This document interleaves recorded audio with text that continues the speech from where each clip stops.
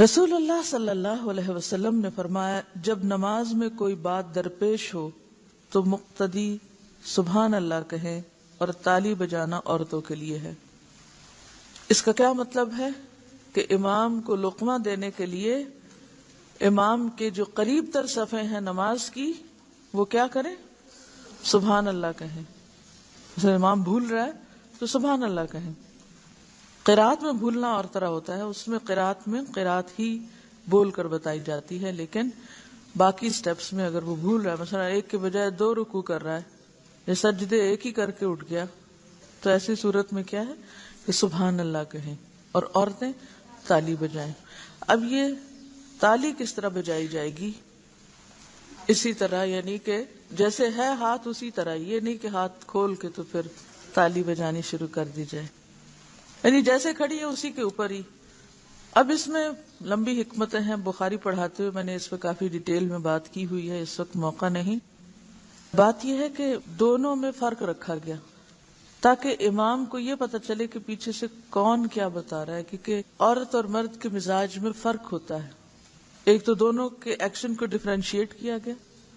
اب جو صف قریب کی ہے وہاں سے اگر کوئی سبحان اللہ کہے تو جلدی پہنچ جائے گا، جو صف پیچھے ہے، دور ہے، یعنی عورتوں کی صف چونکہ پیچھے ہوگی تو وہاں سے ہو سکتا ہے کہ سبحان اللہ ایک عورت کی آواز اتنی نہ ہو یا صحیح ساؤنڈ نہ کرے اس وقت، تو اس کے لیے کہا گیا کہ ایسی آواز ہو کہ جو امام کو الرٹ کر دے، لیکن یہ نہیں کہا گیا کہ عورت چپ رہے، بولنے کا حق نہیں، وہ بھی پارٹیسپیٹ کرے گی لیکن ڈفرینٹ طریقے سے۔ حضرت مسور بن یزید سے روایت ہے کہ ایک دفعہ نبی صلی اللہ علیہ وسلم نے قرات میں قرآن کا کچھ حصہ چھوڑ دیا۔ ایک آدمی نے کہا، آپ نے فلاں فلاں آیت چھوڑ دی، تو آپ نے فرمایا، تو نے مجھے یاد کیوں نہ کروا دیا؟ یعنی امام کو یاد دہانی کرانا ضروری ہے، اور اس میں نبی صلی اللہ علیہ وسلم نے خود اپنی مثال دی۔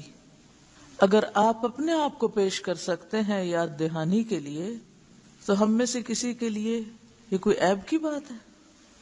اور خواتین اس کو کیوں اتنا مائنڈ کرتی ہیں؟ ان تدل احداہما فتذکر احداہما الاخری، کس قدر جھگڑے اور جلوس اور شور شرابے کہ یہ کیوں کہہ دیا قرآن نے کہ دوسری یاد کرا دے، اور 2 عورتوں کی گواہی کیوں؟ تو یہ صرف سمجھنے کی بات ہے، اور اس میں کوئی حرج نہیں، کیونکہ انسان کا دماغ بہت عجیب طریقے سے کام کرتا ہے۔ ایک ہی آیت آپ کو اتنی اچھی یاد ہو سکتی ہے اور لمحے میں وہ آپ کے دماغ سے غائب ہو سکتی، اور آپ کا اس پہ کچھ بھی کنٹرول نہیں، کوئی حل ہی نہیں، اور دوسرے لمحے بہت اچھے سے یاد بھی رہ سکتی۔ تو اس لیے فائدہ کس میں ہے؟ ایک دوسرے کو یاد کرانے میں، اور ہر انسان کے اندر کچھ ایسی کمزوریاں رکھی گئیں تاکہ وہ دوسروں سے بے نیاز نہ ہو جائے، اسے ہمیشہ دوسروں کی ضرورت رہے۔ عموماً ہمارا ٹرینڈ کیا ہوتا ہے؟ مجھے کسی کی ضرورت نہیں، میرے پاس خود بہت ہے، مجھے اتنا علم ہے، میں اتنا کچھ خود کر سکتی ہوں۔ نہیں، جو کچھ ہے ہمارے پاس امانت ہے، کسی بھی وقت جا سکتا ہے۔ کس چیز پر ہم نے انشورنس کرا رکھی نہیں ہے؟ انشورنس کسی بھی چیز کی وقتی طور پر اگر آپ کوئی طریقے اختیار کرتے بھی ہیں تو ضروری نہیں کہ وہ کام بھی کریں، اس کے باوجود نقصان ہو سکتا ہے۔ یعنی آپ مادی چیزوں کی انشورنس کرا بھی لیں تو حافظے کی انشورنس کرانے کا کوئی طریقہ نہیں ہے۔ علم کی انشورنس نہیں ہو سکتی سوائے اس کے کہ آپ اس کو تازہ کرتے رہیں اور بار بار دہراتے رہیں۔ عورت کی امامت، پہلی صف کے وسط میں دوسری عورتوں کے ساتھ برابر کھڑی ہو کر عورت عورتوں کی امامت کرا سکتی ہے۔ کہاں کھڑی ہو؟ پہلی صف کے درمیان، وسط کا مطلب درمیان میں، دوسری عورتوں کے ساتھ برابر میں کھڑے ہو کر، آگے نکل کے نہیں، اسی لائن میں کھڑے ہو کر عورت عورتوں کی امامت کرا سکتی ہے، مردوں کی نہیں۔ حضرت ام ورقہ فرماتی ہیں، امرہا ان تؤم اہل دارہا، رسول اللہ صلی اللہ علیہ وسلم نے انہیں حکم دیا کہ وہ اپنے گھر والوں کی امامت کرائیں۔ حضرت ام سلمہ رضی اللہ عنہا عورتوں کی امامت کراتی اور صف کے درمیان کھڑی ہوتی تھی۔ سارے ریفرنس نیچے دیے گئے ہیں۔ اور یہ صحیح احادیث ہیں.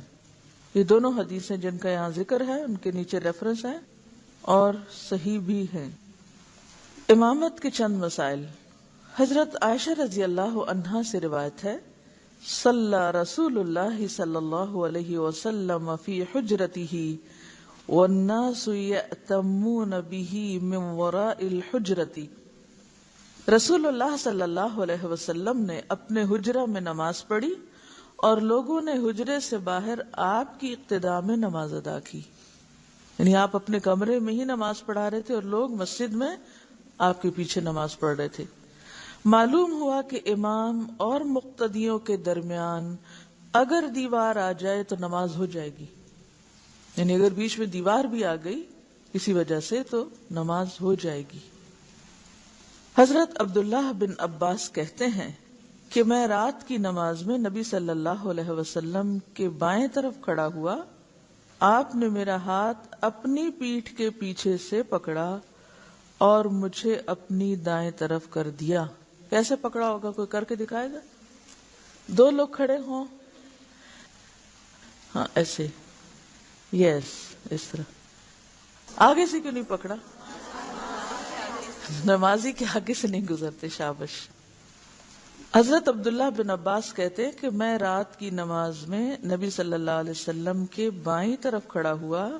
آپ نے میرا ہاتھ اپنی پیٹھ کے پیچھے سے پکڑا اور مجھے اپنے دائیں طرف کر دیا. اس سے کیا پتہ چلتا ہے کہ اگر دو لوگ نماز پڑھ رہے ہوں، ایک امام ہو اور دوسرا مقتدی ہو، تو مقتدی کو بائیں طرف نہیں بلکہ دائیں طرف کھڑے ہونا ہے. حضرت جابر رضی اللہ عنہ کہتے ہیں کہ میں نماز میں نبی صلی اللہ علیہ وسلم کے پیچھے کھڑا ہو گیا تو آپ نے میرا کان پکڑ کر مجھے اپنے دائیں جانب کر لیا. اب یہ کون کرے گا؟ کون کان پکڑوائے گا؟ نماز میں نبی صلی اللہ علیہ وسلم کے پیچھے کھڑا ہو گیا، یعنی ایک اور ایک پیچھے، یعنی جیسے کیوں بناتے ہیں. تو آپ نے میرا کان پکڑ کر مجھے اپنی دائیں جانب کر لیا. یہ ایک سفر کا واقعہ ہے. اس میں رسول اللہ صلی اللہ علیہ وسلم نے ایک ہی چادر میں نماز پڑھی، یعنی سارا ڈریس کیا تھا؟ ایک ہی تھا، جیسے ساڑی ہوتی ہے نا اس طرح. اگر مقتدی ایک ہو تو وہ امام کے دائیں طرف اور اس کے برابر کھڑا ہوگا، یہ دونوں ملا کے ایک لائن بنائیں گے.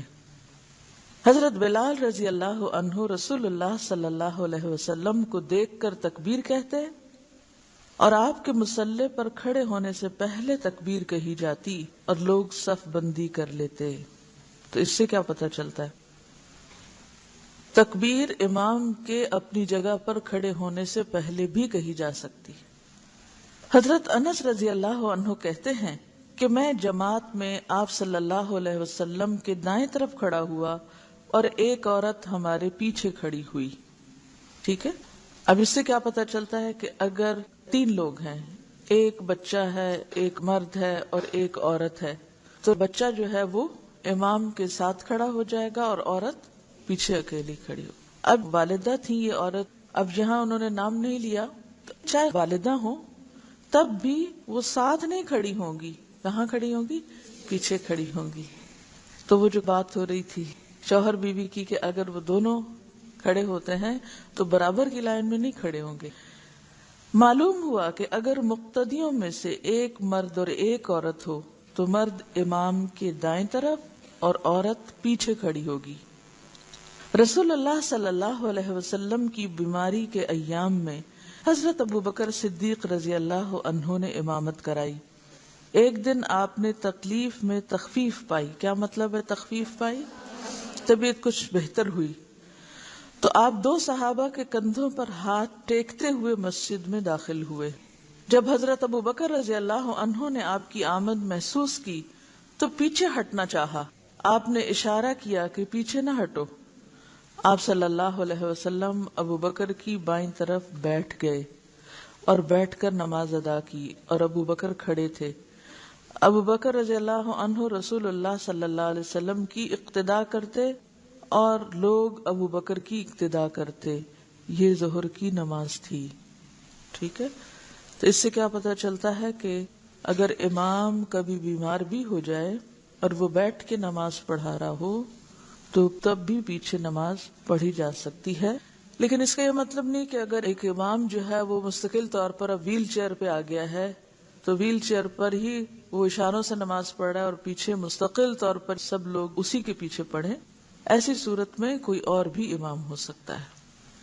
حضرت معاذ رضی اللہ عنہ رسول اللہ صلی اللہ علیہ وسلم کے ساتھ نماز پڑھتے یعنی جماعت کے ساتھ، پھر اپنی قوم کے پاس آتے اور انہیں نماز پڑھاتے.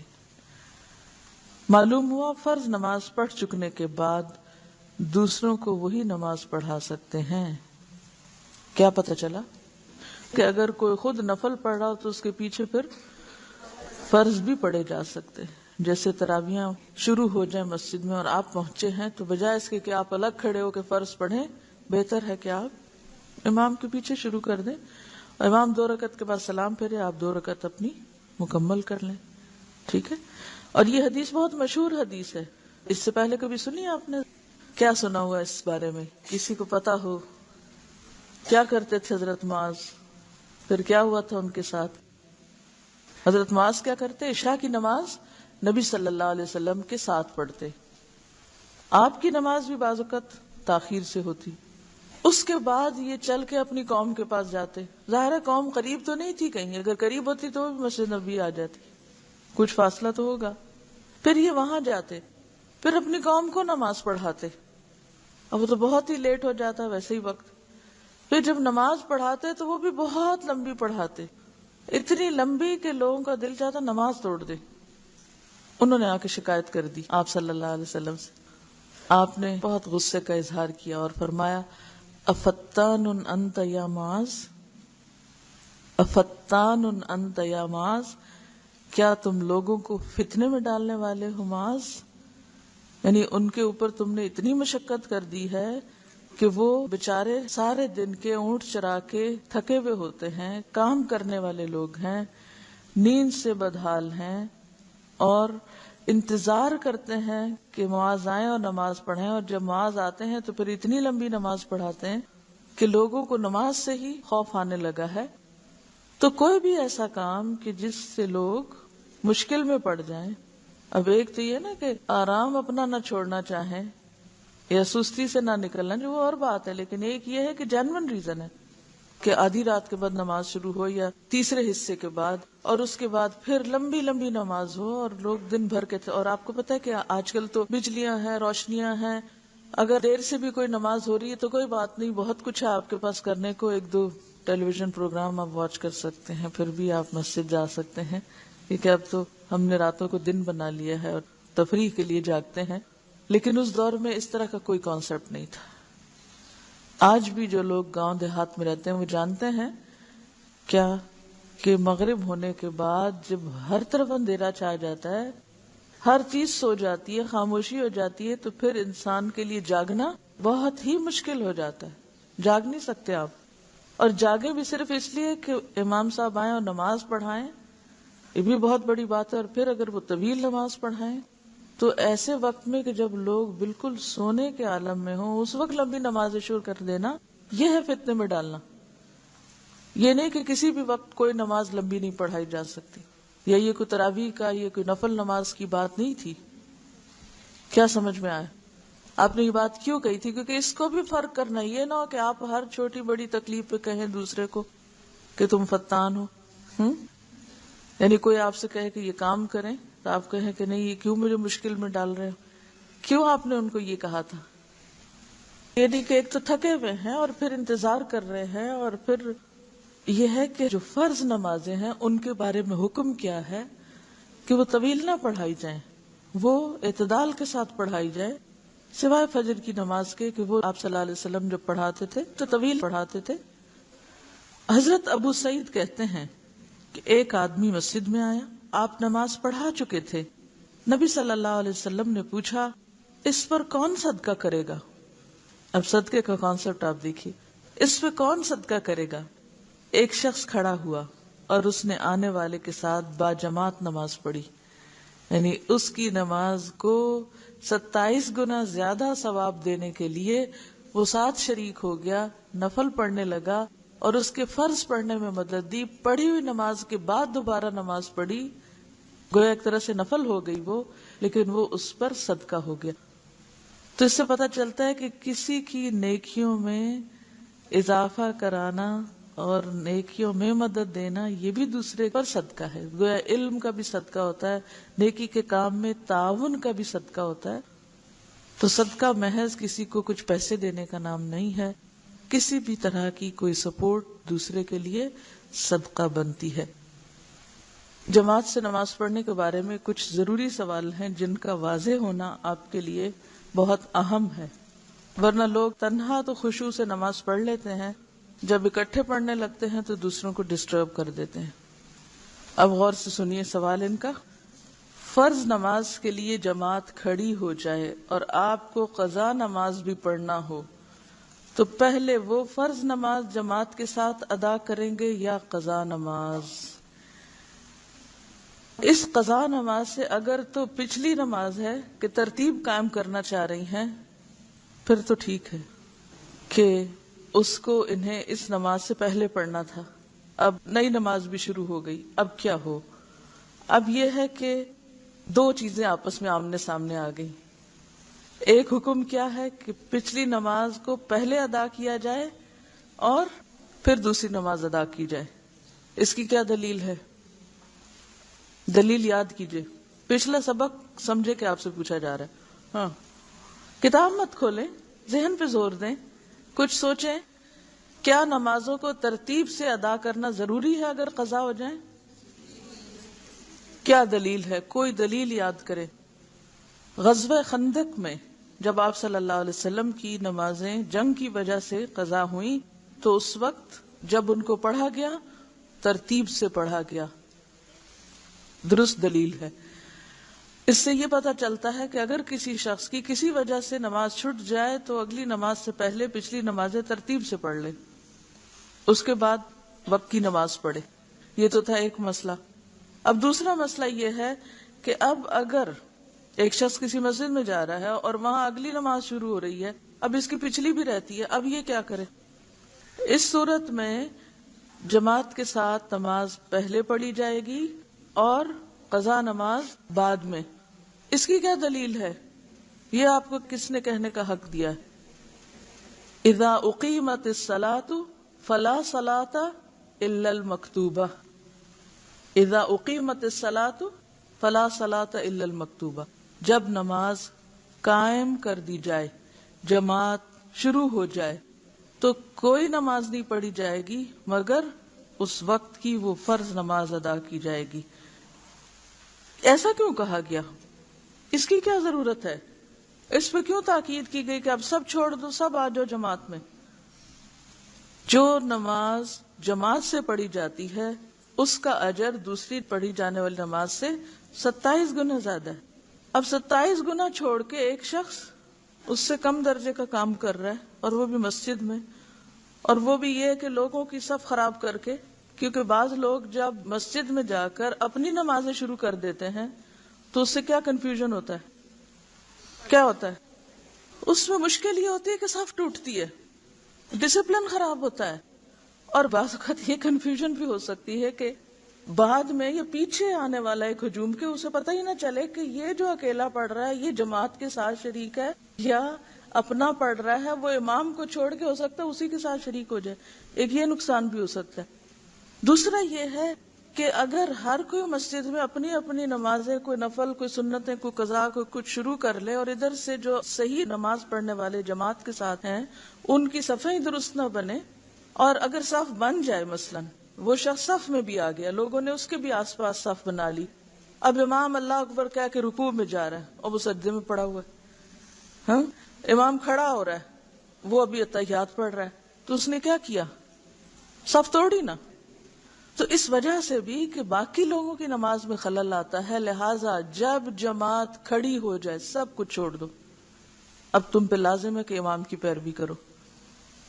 یہ سوچنے کا طریقہ ہے، مختلف دلائل کو اس طرح ریلیٹ کیا کیجئے، ورنہ عمل نہیں ہو سکے گا، کیونکہ ہم مسئلے الگ الگ پڑھ لیتے ہیں، جب دو کا ٹکراؤ ہو تو ہمیں سمجھ نہیں آتی اب کیا کریں۔ چلیے اگلا سوال ہے، اگر نماز تراویح پڑھی جا رہی ہو پہلے عشاء کے فرائض ادا کریں گے یا تراویح میں شامل ہوں گے اور فرائض بعد میں ہوں گے؟ پہلے فرض پڑھیں گے، ٹھیک ہے، درست. اب امام تو پڑھ رہا ہے تراویح اور آپ پڑھیں گے فرض، لہٰذا آپ پڑھیں گے الگ کھڑے ہو کر. اور ابھی ہم نے یہ سنا کہ جب جماعت کھڑی ہو جائے تو پھر وہی نماز پڑھیں، الگ نہ پڑھیں، تو کیا کریں گے؟ اتنے سارے لوگوں کو جواب آتا ہے، بہت خوشی کی بات ہے. جی، آپ اپنی نیت کر لیں گے فرض کی اور اسی جماعت میں شامل ہو جائیں گے. دلیل، ایک صحابی کا نام کیا تھا؟ معاذ. حضرت معاذ آپ صلی اللہ علیہ وسلم کے ساتھ اپنی فرض نماز پڑھا کرتے تھے، پھر وہ جاتے تھے اپنے قبیلے کے پاس، کیونکہ ان کی قرات اچھی تھی نا. اب وہ اپنے قبیلے کو نماز پڑھاتے تھے، ان کی اپنی ذاتی نماز کیا ہوتی تھی؟ نفل. اور وہ باقی قوم ان کے پیچھے کیا پڑھ رہی ہوتی تھی؟ یہ حدیث معلوم ہے نا، معروف ہے نا. تو اس سے دلیل کیا نکلتی ہے کہ نفل پڑھنے والے کے پیچھے پڑھے جا سکتے ہیں. لہٰذا اگر آپ کو کبھی ایسا اتفاق ہو کہ امام تراویح پڑھا رہا ہے اور آپ کے فرض ابھی رہتے ہیں، تو آپ یہ نہ سوچیں کہ وہ تو نفل پڑھا رہا ہے اور میں کیسے فرض پڑھوں. نہیں، آپ اپنے نیت کر کے پیچھے پڑھیں. جب وہ 2 رکعت کے بعد سلام پھیرے تو آپ کھڑے ہو کر 2 اپنی رکعت پڑھ لیں. وہ 2 رکعت پڑھنے کی اب گنجائش ہے.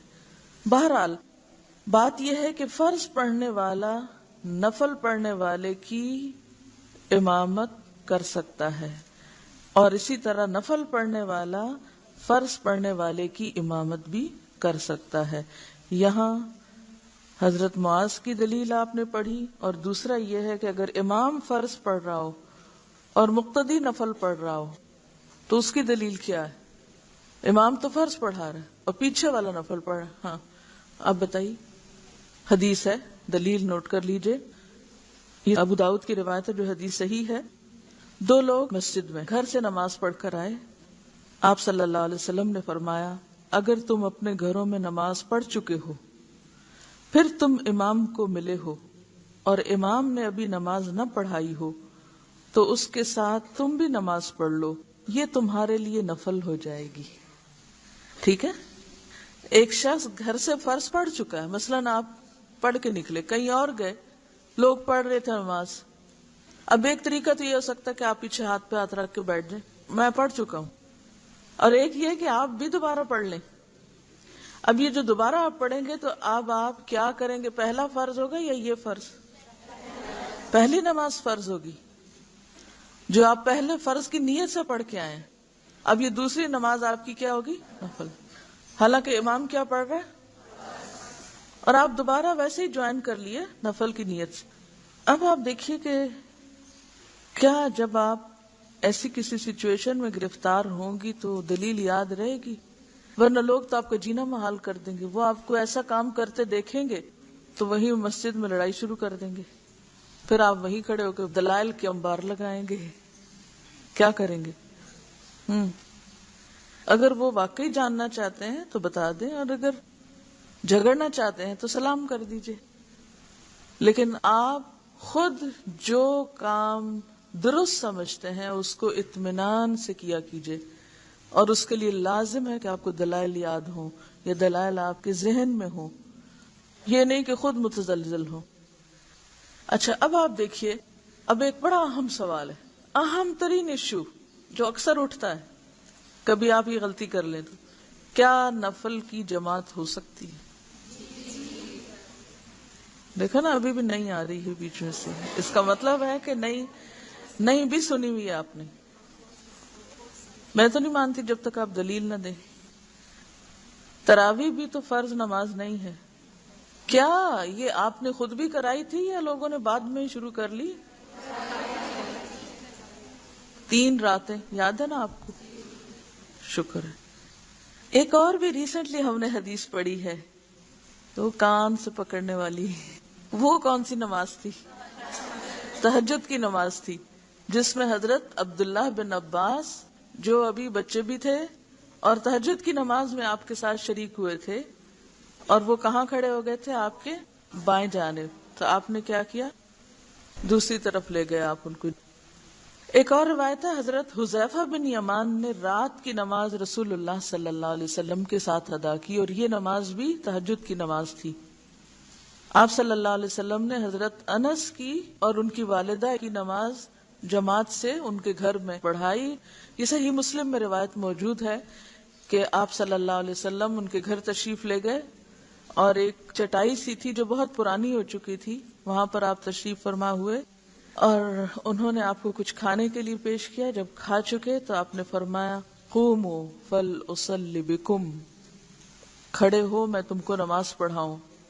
فصلی بنا فی غیر صلاۃ المکتوبہ، تو آپ نے ہم کو فرض نماز کے علاوہ نماز جماعت سے کروائی۔ آپ نے ہمیں نماز پڑھائی جو فرض نہیں تھی اس وقت، کیونکہ فرض نماز تو آپ مسجد میں پڑھاتے تھے، اس وقت نفل کا وقت تھا، تو آپ خود کھڑے ہوئے، آپ کے ساتھ حضرت انس تھے، اور اس کے بعد ان کی والدہ تھیں جو اکیلی پیچھے، کیونکہ ایک تنہا عورت صف ہوتی ہے، ایک مرد صف نہیں ہوتا، مرد کو تنہا پڑھنے کی پیچھے اجازت نہیں ہے۔ اچھا، اس کے علاوہ آپ نے نماز خسوف، وہ کیا ہوتی جی، اور کسوف کیا ہوتی؟ آپ صلی اللہ علیہ وسلم نے نماز خسوف باجماعت ادا کی تھی؟ کبھی سنا یا پڑھا؟ چلیے، ایک اور نماز بھی جو نفل نماز ہے آپ نے باجماعت ادا کی تھی، استسقاء۔ شاباش، اب بھی کہیے نہیں، نفل کی جماعت نہیں، ٹھیک ہے، ہو سکتی ہے، اتنے سارے دلائل ہیں، ٹھیک ہے، تو پریشان نہ ہوا کریں جب کوئی ایک فتویٰ دے دے آپ کو، تو جب دلائل موجود ہیں تو پھر کیا پریشانی؟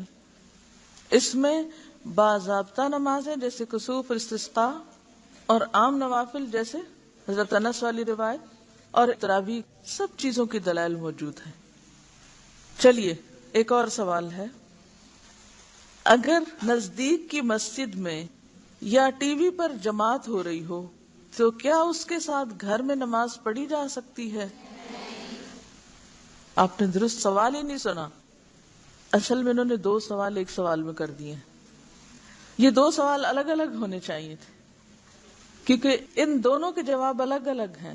ایک ہے آپ کے گھر کے ساتھ مسجد ہے، وہاں سے آواز آ رہی ہے، اور ایک یہ ہے ٹیلی ویژن سے آواز آ رہی ہے، دونوں چیزیں فرق ہیں یا نہیں؟ ہے یا نہیں؟ تو آپ مفتیہ بنے گی کیسے اگر آپ نے سوال ہی نہ سمجھے لوگوں کے؟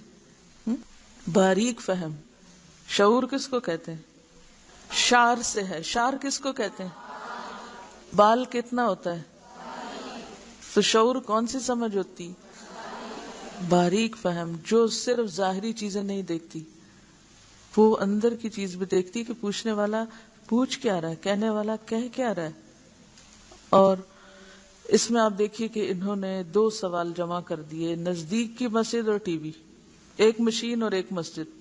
اب دونوں کا ایک جواب نہیں کیسے دے دیا آپ نے؟ جہاں تک مسجد کا تعلق ہے تو یہ دیکھنا پڑے گا کہ مسجد کہاں ہے، کتنی دور ہے، متصل ہے، قریب ہے یا بہت دور ہے، آپ کے آگے آ رہی ہے یا کہیں وہ ہٹ کے ہے، تو وہ تو سچویشن پر ڈیپینڈ کرتا ہے۔ لیکن یہاں ہم بیسیکلی ٹیلی ویژن کی نماز کو لے لیں گے۔ آپ سب کا متفقہ فتویٰ تھا کہ نہیں ہو سکتی ٹیلی ویژن کے پیچھے نماز۔ کیوں نہیں ہو سکتی؟ دلیل کسی کو نہیں آتی؟ ٹی وی کے پیچھے نماز کیوں نہیں ہو سکتی؟ کیا وجہ؟ آپ سیدھا کہیے ٹی وی رکھنا ہی گھر میں منع ہے، لہٰذا اس کے پیچھے نماز ہی کیسے ہوگی؟ یہی جواب نہیں ہونا چاہیے؟ پھر بتائیے کیا جواب ہے؟ اوقات کا فرق ہو سکتا ہے، مثلا اگر سعودی عرب کی نماز آ رہی ہے تو وہ ہو سکتا ہے 2 گھنٹے کا فرق ہے، یہ بھی ایک وجہ ہے۔ اور کیا ہو سکتی وجہ؟ شابش، سوچئے۔ اصل میں جو میں نے اس سوال کو یہاں رکھا ہے، یہ اس میں بیسک کانسیپٹ جو ہے وہ امام اور مقتدی کے تعلق کا ہے، ٹھیک ہے نا؟